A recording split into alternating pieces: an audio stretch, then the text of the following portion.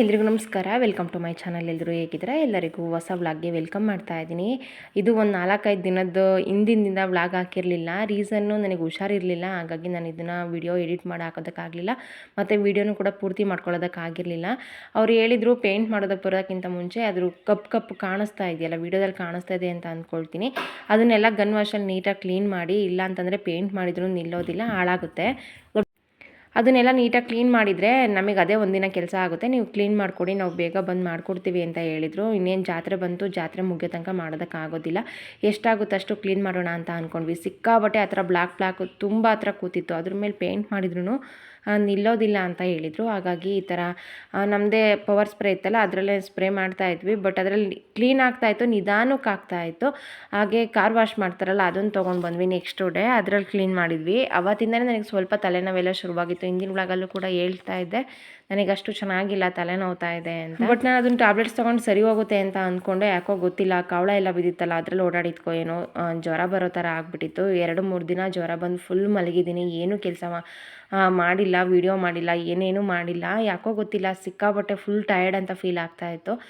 ಸಿಕ್ಕಾಪಟ್ಟೆ ಜ್ವರನೂ ಕೂಡ ಇತ್ತು. ನೋಡಿ ಎಷ್ಟು ನೀಟಾಗಿ ವಾಶ್ ಆಗ್ತಾ ಇದೆ ಅಂತ. ಏನು ಮಾಡಿದ್ರೂ ತಿಂಡಿ ತಿನ್ನೋದಕ್ಕಾಗ್ತಾ ಇರಲಿಲ್ಲ. ರೊಟ್ಟಿ ಆದರೆ ತಿನ್ಬೋದೇನೋ ಅಂತ ಅಂದ್ಕೊಂಡು ರೊಟ್ಟಿ ಮತ್ತು ಖಾರ ಮಾಡಿದೆ, ಅದು ಕೂಡ ತಿನ್ನೋದಕ್ಕಾಗ್ತಾ ಇರಲಿಲ್ಲ. ಫುಲ್ ಬಾಯೆಲ್ಲ ಕೈ ಅಂತ ಅನ್ನಿಸ್ತಾ ಇತ್ತು. ಅಷ್ಟು ಚಳಿ ಜ್ವರ ಬಂದಿತ್ತು. ಹಾಗೆ ಡೈಲಿ ವ್ಲಾಗ್ ಯಾಕೆ ಹಾಕಿಲ್ಲ, ವ್ಲಾಗ್ ಹಾಕಿಲ್ಲ ಅಂತ ಕೇಳ್ತಾ ಇದ್ರಿ. ಹಾಗಾಗಿ ವಿಡಿಯೋದಲ್ಲಿ ಹೇಳಿದರೆ ಮತ್ತೆ ನಾನು ಹುಷಾರಾಗೋವರೆಗೂ ನೀವು ಕೇಳೋದಿಲ್ಲ ಅಂತ ಅಂದ್ಕೊಂಡು ವಿಡಿಯೋ ಮಾಡ್ತಾ ಇದ್ದೀನಿ. ಇದನ್ನು ವಿಡಿಯೋ ಮಾಡೋ ಯಾವುದೇ ಮನಸ್ಸು ನನಗಿರಲಿಲ್ಲ. ಇದನ್ನು ಹೇಳಿದರೆ ಮತ್ತೆ ನೀವು ಕೇಳೋದಿಲ್ಲ ಅಂತ ಅಂದ್ಕೊಂಡು ನಾನು ಮತ್ತೆ ವ್ಲಾಗ್ ಮಾಡಬೇಕು ಅಂತ ಅಂದ್ಕೊಂಡೆ. ಅದು ಹೇಳೋದಷ್ಟೇ, ರೊಟ್ಟಿ ಆದರೆ ತಿನ್ಬೋದು, ಏನಾದ್ರೂ ತಿನ್ಬೋದು ಹುಷಾರಿಲ್ಲದೆ ಇದ್ದಾಗ ಅಂತ. ಬಟ್ ಏನನ್ನೂ ತಿನ್ನೋದಕ್ಕಾಗೋದಿಲ್ಲ, ಆ ಥರ ಆಗಿಬಿಟ್ಟಿತ್ತು. ಯುಗಾದಿ ಹಬ್ಬಕ್ಕೂ ಕೂಡ ತುಂಬ ಜನ ವಿಶ್ ಮಾಡಿದ್ರಿ. Thank you. ನಿಮಗೆ ಕಮೆಂಟ್ಸಲ್ಲಿ ಕೂಡ ರಿಪ್ಲೈ ಮಾಡಿದ್ದೀನಿ. ಈ ಹಸು ಇನ್ನು ಮುಂದೆ ಬರೀ ನೆನಪು ಮಾತ್ರ. ಕ್ಯಾಮ್ರಾ ಮುಂದೆ ಬಂದು ಮಾತಾಡಬೇಕು ಅಂತ ಅಂದ್ಕೊಂಡೆ, ಬಟ್ ನನಗೆ ಅಷ್ಟೊಂದು ಆಗ್ತಾ ಇರಲಿಲ್ಲ. ಅಂದರೆ ಫುಲ್ ಅಳು ಬರ್ತಾಯಿತ್ತು. ವಾಯ್ಸ್ ಓವರ್ ಕೊಡಬೇಕಾದ್ರೇ ತುಂಬ ಸಲ ಕಟ್ ಮಾಡಿ ವಾಯ್ಸ್ ಓವರ್ ಕೊಟ್ಟಿದ್ದೀನಿ. ನಮ್ಮ ಮನೇಲಿ ಪ್ರಾಣಿ ಸಾಕಿರ್ತೀವಿ ಅಂತಂದರೆ ಅದನ್ನು ಪ್ರಾಣಿ ಥರ ಮಾತ್ರ ನೋಡಿರೋದಿಲ್ಲ. ನಮ್ಮ ಮನೇಲಿ ಒಬ್ಬರು ಅಂತ ನಾವು ಅಂದ್ಕೊಂಡಿರ್ತೀವಿ. ತುಂಬ ವರ್ಷಗಳಿಂದ ನಮ್ಮ ಜೊತೆಗಿರ್ತವೆ. ಅವಾಗ ಸ್ವಲ್ಪ ಹುಷಾರಿಲ್ಲ ಅಂತಂದ್ರೇ ತುಂಬ ಬೇಜಾರಾಗ್ತಾ ಇರುತ್ತೆ. ಹುಷಾರಾಗೋವರೆಗೂ ಸಮಾಧಾನ ಇರೋದಿಲ್ಲ. ತುಂಬ ಇಷ್ಟಪಟ್ಟು ತುಂಬ ಪ್ರೀತಿಯಿಂದ ನಮ್ಮ ಮಕ್ಕಳನ್ನೇ ಆ ಥರ ನೋಡ್ಕೊಳ್ತೀನಿ. ಅಷ್ಟೇ ಕೇರಲ್ಲಿ ಅಷ್ಟೇ ಚೆನ್ನಾಗಿ ನೋಡ್ಕೊಂಡಿದ್ದೆ. ಬಟ್ ಗೊತ್ತಿಲ್ಲ ಏನಾಯಿತು ಅಂತ. ಅದಕ್ಕೆ ನಮ್ಮ ಜೊತೆ ಇದ್ದಿದ್ರೂ ಅಷ್ಟೇನೋ ಅಥವಾ ಏನು ಅಂತ ಗೊತ್ತಿಲ್ಲ, ಮುಗೀತು. ನಾವು ಅದಕ್ಕೆ ತುಂಬಾ ಅಟ್ಯಾಚ್ ಆಗಿದ್ದೆ. ನಾನು ನೋಡಿದ ತಕ್ಷಣ ಕೂಗೋದು, ತುಂಬ ಅದ್ರ ಮೇಲೆ ಏನಂತಾರೆ ಒಂಥರ ಮಕ್ಕಳು ಅಟ್ಯಾಚ್ಮೆಂಟ್ ಇರುತ್ತಲ್ಲ, ಆ ಥರ ಇತ್ತು. ಯುಗಾದಿ ಹಬ್ಬದ ಹಿಂದಿನ ದಿನ ಅಂದರೆ ನನಗೆ ಬುಧವಾರ ಫುಲ್ ಹುಷಾರಿಲ್ದಂಗೆ ಆಗಿತ್ತು. ಹಾಗಾಗಿ ಹಾಸ್ಪಿಟಲ್ಗೆ ಹೋಗಬೇಕು ಅಂತ ಅಂದ್ಕೊಂಡೆ. ಬೆಳಗ್ಗೆ ತಿಂಡಿ ಮಾಡಿದವಳು ಮಧ್ಯಾಹ್ನ ತನಕ ಎದ್ದೇ ಇಲ್ಲ. ಫುಲ್ಲು ಕೆಲಸ ನಿದ್ದೆ ಮಾಡಿದ್ದೇ ಆಯಿತು, ಕೆಲಸ ಏನೂ ಮಾಡೋಕ್ಕಾಗಲಿಲ್ಲ. ಇದು ಹಿಂದಿನ ದಿನದ್ದು, ಅಂದರೆ ಮಂಗಳವಾರದ ವಿಡಿಯೋ ಆಗಿರುತ್ತೆ ಇದು. ಹಾಗೆ ಬೆಳಗ್ಗೆನೇ ಹಾಸ್ಪಿಟಲ್ಗೆ ಹೋಗಬೇಕಿತ್ತು. ಪೇಂಟ್ ಮಾಡೋದಕ್ಕೆ ಈ ಕಡೆ ಸ್ವಲ್ಪ ಸ್ಟೇರ್ ಕೇಸ್ ಎಲ್ಲ ಕಿತ್ತಿದ್ವಲ್ಲ, ಅದ್ರದ್ದು ಸ್ವಲ್ಪ ಕೆಲಸ ಇತ್ತು. ಹಾಗಾಗಿ ಸಿಮೆಂಟಿನ ಕೆಲಸಕ್ಕೆ ಬಂದಿದ್ದರು, ಅವ್ರಿಗೆ ಹೆಲ್ಪ್ ಮಾಡ್ತಾಯಿದ್ರು. ಹಾಗಾಗಿ ಮಧ್ಯಾಹ್ನ ತನಕ ನಮಗೆ ಹಾಸ್ಪಿಟಲ್ಗೆ ಹೋಗೋದಕ್ಕಾಗಲಿಲ್ಲ. ನೋಡಿ ಈ ಥರ ಸ್ವಲ್ಪ ಪ್ಯಾಚಸ್ ಇತ್ತು, ಅದನ್ನೆಲ್ಲ ಕೆಲಸ ಮುಗಿಸಿದ್ರು. ನಂತರ ಪೇಂಟ್ ಮಾಡಿಸಿದ್ರೆ ಫಿನಿಶಿಂಗ್ ನೀಟಾಗಿ ಬರುತ್ತೆ ಅಂತ. ಹಾಗಾಗಿ ಅವತ್ತು ಮಧ್ಯಾಹ್ನದವರೆಗೂ ಕೂಡ ನಾನು ಮಲಗೇ ಇದ್ದೆ. ನಾನು ಅಂದ್ಕೊಂಡೆ ಚೆನ್ನಾಗ್ತೀನಿ, ಹಾಸ್ಪಿಟಲ್ಗೆ ಹೋಗಿ ಬಂದು ಮತ್ತೆ ಕೆಲಸ ಮುಗಿಸ್ಕೊಂಡ್ರೆ ನಾಳೆ ಹಬ್ಬ ಮಾಡೋದಕ್ಕೆ ಸರಿ ಹೋಗುತ್ತೆ ಅಂತ. ಬುಧವಾರ ಮಧ್ಯಾಹ್ನ ಚೆನ್ನಾಗೇ ಇತ್ತು. ನಾನೇ ನೀರು ಕುಡಿಸಿ ಮೇವು ಹಾಕಿ ಎಲ್ಲ ಕಟ್ಟು ಬಂದಿದ್ದೆ. ಅಂದರೆ ನನಗೆ ಹುಷಾರಿರಲಿಲ್ಲ, ಎದ್ದೋಗೋದಕ್ಕೂ ಆಗ್ತಾ ಇರಲಿಲ್ಲ. ಕೂಗೋದು ಕೇಳಿಸ್ತಾ ಇತ್ತು, ಅದು ಒಟ್ಟುರಿತಾ ಇತ್ತು. ಮೇವು ತಿಂದಿಲ್ಲ. ನೀರು ಕುಡ್ಸೋಕ್ಕೆ ಟೈಮ್ ಆಯಿತೆ ಅಂತ ನಾನೇ ಎದ್ದು ಹೋಗಿ ನೀರು ಕುಡಿಸಿ ಮೇವು ಹಾಕಿ ಬಂದೆ. 2:30 ಅಂತ ಅಂದ್ಕೊಳ್ತೀನಿ. 4 ಗಂಟೆ ಅಷ್ಟರಲ್ಲೇ ಹಸು ಇಲ್ಲ. ಅದು ನೋಡಿ ತುಂಬಾ ಸಂಕಟ ಆಯಿತು, ಅಳು ಬಂತು. 2-3 ದಿನದಿಂದ ಏನೂ ಕೆಲಸ ಮಾಡೋದಕ್ಕೂ ಮನಸ್ಸಿರಲಿಲ್ಲ. ಯುಗಾದಿ ಹಬ್ಬ ಮಾಡಲಿಲ್ಲ. ನಾನು ಅಂದ್ಕೊಂಡೆ ಏನಾದ್ರೂ ರೀಲ್ಸ್ ಅಥವಾ ಶಾರ್ಟ್ಸ್ ಹಾಕಿ ವಿಶ್ ಮಾಡೋಣ ಅಂತ. ಬಟ್ ಯಾವುದಕ್ಕೂ ಆಗಲಿಲ್ಲ.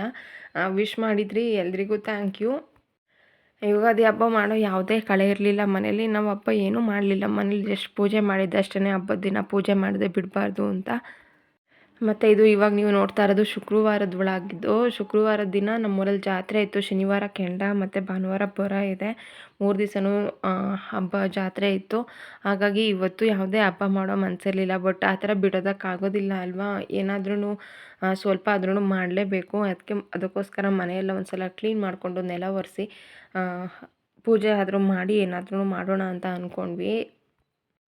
ಅದನ್ನು ಪ್ರಾಣಿ ಥರ ಮಾತ್ರ ಟ್ರೀಟ್ ಮಾಡಿರಲಿಲ್ಲ. ಅದ್ರಲ್ಲಿ ನಮ್ಮ ಮನೇಲಿ ಒಬ್ಬರು ಅಂತ ನಾವು ಅಂದ್ಕೊಂಡಿದ್ವಿ. ಅದು ನಮ್ಮ ಮನೆಗೆ ಬಂದು ತುಂಬ ವರ್ಷಗಳಾಯಿತು. ತುಂಬ ಚೆನ್ನಾಗಿ ಹೊಂದ್ಕೊಂಡಿತ್ತು. ಅದಕ್ಕೂ ನಾವು ತುಂಬ ಚೆನ್ನಾಗಿ ಹೊಂದ್ಕೊಂಡಿದ್ವಿ. ಅಂದರೆ ಸ್ವಲ್ಪ ನಾವು ಕಾಣಿಸಿದ್ರೆ ಸಾಕು ಕೂಗ್ತಾ ಇರೋದು. ನನಗೆ ಇವಾಗಲಿಗೂ ಅದೇ ಬೇಜಾರಾಗ್ತಾ ಇದೆ. ಇವಾಗ ಬೇರೆ ಹಸಿಗೆ ಮೇವು ಇಡೋಕೆ ಹೋದರೆ ಆ ಹಸು ನೆನಪಾಗುತ್ತೆ. ಏನು ಮಾಡೋಕ್ಕಾಗಲ್ಲ, ಗೊತ್ತು ಅದಿಲ್ಲ ಅಂತ. ಬಟ್ ನಾವು ಅಷ್ಟು ಅದಕ್ಕೆ ಹೊಂದ್ಕೊಂಡಿದ್ವಲ್ಲ, ನಮಗೆ ಸ್ವಲ್ಪ ಟೈಮ್ ಬೇಕು ಅಷ್ಟೇ. ಎಲ್ಲದ ಖುಷಿ ವಿಚಾರ ನಿಮ್ಮ ಜೊತೆ ನಾನು ಶೇರ್ ಮಾಡ್ಕೊಂಡಿದ್ದೀನಿ. ಇದನ್ನು ಹೇಳ್ಬೇಕು ಅಂತ ಅನ್ನಿಸ್ತು, ಹಾಗಾಗಿ ಹೇಳ್ತಾ ಇದ್ದೀನಿ. ಇನ್ನೂ 2-3 ದಿನ ವ್ಲಾಗ್ ಮಾಡಲ್ಲ ಅಂತ ಅಂದ್ಕೊಂಡಿದ್ದೀನಿ. ಹಾಗಾಗಿ ಈ ವ್ಲಾಗಲ್ಲಿ ನಿಮಗೆ ಕ್ಲಾರಿಟಿ ಕೊಟ್ಟರೆ ನೀವು ನನ್ನ ವ್ಲಾಗಿಗೋಸ್ಕರ ವೆಯ್ಟ್ ಮಾಡ್ತಾ ಇರಲ್ಲ ಅಂತ ಅಂದ್ಕೊಂಡು ಹೇಳ್ತಾ ಇದ್ದೀನಿ. ಇದು ನೀವು ಹೇಗೆ ತೊಗೊಳ್ತಿರೋ ಗೊತ್ತಿಲ್ಲ. ಕೆಲವ್ರಿಗೆ ಜಾಸ್ತಿ ಅಂತ ಅನ್ನಿಸ್ಬಹುದು, ಅಥವಾ ಪ್ರಾಣಿ ಸಾಕಿರೋರಿಗೆ ಆ ನೋವೇನು ಅಂತ ಗೊತ್ತಿರುತ್ತೆ. ನಾನು ನಾಯಿ ಸತ್ತಾಗಲೇ ತುಂಬ ದಿನ ಬೇಜಾರು ಮಾಡ್ಕೊಂಡು ಹೋಗ್ತಿದ್ದೀನಿ. ಇದನ್ನು ತುಂಬ ವರ್ಷಗಳಿಂದ ಸಾಕಿದ್ದೆ, ಹಾಗಾಗಿ ಸಿಕ್ಕಾಪಟ್ಟೆ ಬೇಜಾರು. ಆ ವಿಡಿಯೋ ಏನು ಮಾಡೋದು ಬೇಡ, ಕ್ಯಾಮ್ರಾ ಮುಂದೆ ಬಂದು 1-2 ನಿಮಿಷ ಹೇಳಿ ಹೋಗೋಣ ಅಂತ ಅಂದ್ಕೊಂಡೆ. ಬಟ್ ನನಗೆ ಅದು ಅಳುನೇ ಕಂಟ್ರೋಲ್ ಮಾಡೋದಕ್ಕೆ ಆಗ್ತಾ ಇರಲಿಲ್ಲ. ಕ್ಯಾಮ್ರಾ ಮುಂದೆ ಕುತ್ಕೊಂಡು ಮಾತಾಡೋದಕ್ಕೆ ಹೋದರೆ ನಾನು ಮಾತಾಡೋಕ್ಕೂ ಆಗಲ್ಲ ಅಂತ ಅಂದ್ಕೊಂಡು ವಾಯ್ಸ್ ಓವರ್ ಕೊಡ್ತಾ ಇದ್ದೀನಿ. ವಾಯ್ಸ್ ಓವರ್ ಕೊಡಬೇಕಾದ್ರೆ ತುಂಬ ಸಲ ಕಟ್ ಮಾಡ್ತಾ ಇದ್ದೆ. ಆ ಹೊಸಿಂದು ನಂದು ಋಣ ಅಷ್ಟೇ ಅಂತ ಅಂದ್ಕೊಳ್ತೀನಿ. ಅಥವಾ ನಮ್ಮ ಟೈಮೇ ಸರಿ ಇಲ್ವೋ ಏನು ಅಂತ ಗೊತ್ತಿಲ್ಲ. ನೋವು ಬೇಜಾರಂತೂ ಸಿಕ್ಕಾಪಟ್ಟೆ ಇದೆ. ಇನ್ನು ಪ್ರತಿ ಯುಗಾದಿ ಹಬ್ಬ ಬಂದ್ರೂ ಇದೇ ನೆನಪಾಗತ್ತೆ. ಏನೂ ಮಾಡೋಕ್ಕಾಗಲ್ಲ, ಮತ್ತೆ ಮುಂದೆ ಹೋಗ್ತೀನಿ. ಅಂದರೆ ಅಷ್ಟು ಆಸೆ ಪ್ರೀತಿಯಿಂದ ಸಾಕಿದ್ನಲ್ಲ, ಹಾಗಾಗಿ ಬೇಜಾರಾಯ್ತು ಅಷ್ಟೇ. ಜಾತ್ರೆಗೆ ಬಟ್ಟೆ ತೊಗೊಳ್ಬೇಕು ಏನೇನೋ ಅಂದ್ಕೊಂಡಿದ್ವಿ. ಅಂದರೆ ಜಾತ್ರೆ ಅಂದರೆ ಮಕ್ಳಿಗೇನೋ ಒಂಥರ ಖುಷಿ. ಮನೇಲಿ ಎಲ್ಲರೂ ಬರ್ತಾರೆ, ಹೊಸ ಬಟ್ಟೆ ಹಾಕ್ಕೊಳ್ಬೇಕು ಆ ಥರ ಅವ್ರ ಖುಷಿ ಇತ್ತು. ಬಟ್ ಈ ಸಲ ಜಾತ್ರೆ ಹಬ್ಬದ ಯಾವುದೇ ಕಳೆ ಮನೇಲಿಲ್ಲ. ಆ ಥರ ನನಗೆ ಅನ್ನಿಸ್ತಾನೂ ಇಲ್ಲ. ಏನೋ ಮಾಡಬೇಕಲ್ಲ ಅಂತ ಅಂದ್ಕೊಂಡು ಎಲ್ಲ ಕೆಲಸ ಮಾಡ್ತಾಯಿದ್ದೆ. ಈ ಸಲ ಬಟ್ಟೆ ಯಾವುದನ್ನು ಕೂಡ ತೊಗೊಂಡು ಬಂದಿಲ್ಲ. ತರಬೇಕು ಅಂತಲೂ ಅನಿಸಿಲ್ಲ, ಮನಸ್ಥಿತಿಲೂ ಇರಲಿಲ್ಲ. ಅದು ಹುಷಾರಿಲ್ಲದೆ ಇದ್ದದಕ್ಕೂ ಮತ್ತು 3 ದಿನದಿಂದ ಇದೇ ಬೇಜಾರಾಗಿರೋದಕ್ಕೂ ಜಾಸ್ತಿ ಹತ್ತಿರೋದಕ್ಕೂ ನಂಗೆ ತಲೆನೋವೇ ಹೋಗಿಲ್ಲ. ಆ ಥರ ಆಗಿಬಿಟ್ಟಿತ್ತು. ಹಬ್ಬದ ಜಾತ್ರೆ ದಿನನಾದ್ರೂ ಖುಷಿ ಇದ್ದರೆ ಎಲ್ಲರೂ ಇದ್ದರೆ ಅದೇನೋ ಒಂಥರ ಕಳೆ. ಬಟ್ ಈ ಥರ ಮನಸ್ಥಿತಿ ಇಟ್ಕೊಂಡು ಹಬ್ಬ ಮತ್ತು ಜಾತ್ರೆ ಮಾಡೋದಿದೆಯಲ್ಲ ತುಂಬಾ ಕಷ್ಟ. ಸ್ವಲ್ಪ ಕೆಲಸಗಳಿತ್ತು. ಇವತ್ತು ದೊಡ್ಡಮ್ಮ ಬರ್ತಾರೆ, ಸ್ವಲ್ಪ ಕೆಲಸ ಎಲ್ಲ ಮುಗಿಸ್ಕೊಳ್ತಾ ಇದ್ದೆ. ಅಂದರೆ ಹುಷಾರಿಲ್ಲದೆ 3 ದಿನ ಮಲಗಿದ್ದೆ. ಅದ್ರದ್ದು ಕೆಲಸ ಎಲ್ಲ ಜಾಸ್ತಿ ಪೆಂಡಿಂಗ್ ಉಳ್ಕೊಂಡ್ಬಿಟ್ಟಿತ್ತು. 3 ಸಲ ವಾಷಿಂಗ್ ಮಿಷಿನ್ ಬಟ್ಟೆ ಹಾಕಿದೆ, ಮನೆಯೆಲ್ಲ ಒಂದು ಸಲ ಕ್ಲೀನ್ ಮಾಡಿದೆ. ಮನೆ ಸುತ್ತ ಎಲ್ಲ ಗುಡಿಸಿರಲಿಲ್ಲ, ಮಳೆ ಗಾಳಿಗೆ ಸಿಕ್ಕಾಪಟ್ಟೆ ಎಲೆಗಳೆಲ್ಲ ಉದುರಿತ್ತು. ಅದನ್ನೆಲ್ಲ ಗುಡಿಸಿ ಕ್ಲೀನ್ ಮಾಡೋ ಅಷ್ಟರಲ್ಲೇ ಒಂದು 2-3 ಗಂಟೆ ಟೈಮ್ ಹೋಯ್ತು. ಮತ್ತು ಬಟ್ಟೆ ಒಣಗಿರೋದನ್ನೆಲ್ಲ ಎತ್ತಿಟ್ಟು ಮತ್ತೆ ಫೋಲ್ಡ್ ಮಾಡಿ ಆ ಜಾಗಕ್ಕೆ ಇಡೋದು, ಮನೆ ಕ್ಲೀನ್ ಮಾಡೋದು, ನೆಲ ಒರೆಸೋದು, ಇನ್ನೇನು ಮಾಮೂಲಿ ಕೆಲಸ ಇದ್ದೇ ಇತ್ತು. ಅಂತಂದರೆ ನಾನು ಹಬ್ಬ ಜಾತ್ರೆ ಬಂತು ಅಂತಂದರೆ 1 ದಿನ 2 ದಿನ ಮುಂಚೆನೇ ಎಲ್ಲ ಕೆಲಸನೂ ಮುಗಿಸ್ಕೊಳ್ಳೋದಕ್ಕೆ ಟ್ರೈ ಮಾಡ್ತೀನಿ. ಬಟ್ ನನಗೆ ಬುಧವಾರ ತನಕನೂ ಫುಲ್ ಫೀವರ್ ಇತ್ತು. ಗುರುವಾರನೂ ಹಿಂಸೆಯಿಂದ ಎದ್ದಿದ್ದೀನಿ. ಆ ಥರ ಆಗಿಬಿಟ್ಟಿತ್ತು. ಆ ಕಾರಣದಿಂದ ನಾನು ಯಾವುದೇ ಕೆಲಸ ಮುಗಿಸೋದಕ್ಕಾಗಿರಲಿಲ್ಲ. ಈ ಬೆಡ್ಶೀಟ್ ತರಿಸಿ 1 ತಿಂಗಳು ಮೇಲಾಗಿತ್ತು. ಮನೆಯೆಲ್ಲ ಕ್ಲೀನ್ ಆದಮೇಲೆ ಹಾಕೋಣ ಅಂತ ಹಾಕಿರಲಿಲ್ಲ. ಇವತ್ತು ಫಸ್ಟು ಹಾಕಿದ್ದಿದ್ದು ತುಂಬ ಚೆನ್ನಾಗಿ ಕಾಣಿಸ್ತಾ ಇತ್ತು, ನನಗೆ ಇಷ್ಟ ಆಯಿತು. ಅಂದರೆ ಎಲಾಸ್ಟಿಕ್ ಇದು ಬೆಡ್ಶೀಟು. ನನ್ನ ಮಕ್ಕಳು ಬೇಗ ಹಾಳು ಮಾಡ್ತಾರೆ ಅಂತ ಇದನ್ನು ತರಿಸ್ಬೇಕು ಅಂತ ಅಂದ್ಕೊಂಡಿದ್ದೆ. ಇವಾಗ ರೀಸೆಂಟಾಗಿ ಒಂದು ವ್ಲಾಗ್ ಬಂದಿತ್ತಲ್ಲ, ಅದು ಕೂಡ ಇವಾಗ ಹಾಕಿದ್ದಲ್ಲ, ಎಡಿಟ್ ಮಾಡಿ ಶೆಡ್ಯೂಲ್ಡಿಗೆ ಹಾಕಿದ್ದೆ. ಅದು ಇವಾಗ ಬಂದಿದೆ. ಅದು ತುಂಬ ದಿನದ ಹಿಂದಿನ ವ್ಲಾಗೆ ಕೂಡ ಅದೂ. ಇವತ್ತಿನ ಈ ವ್ಲಾಗನ್ನು ಇಲ್ಲೇ ಮುಗಿಸ್ತಾ ಇದ್ದೀನಿ. ಇಷ್ಟ ಆದರೆ ಲೈಕ್ ಮಾಡಿ. ಸಿಗ್ತೀನಿ ಮುಂದಿನ ಹೊಸ ವ್ಲಾಗಲ್ಲಿ. Thank you.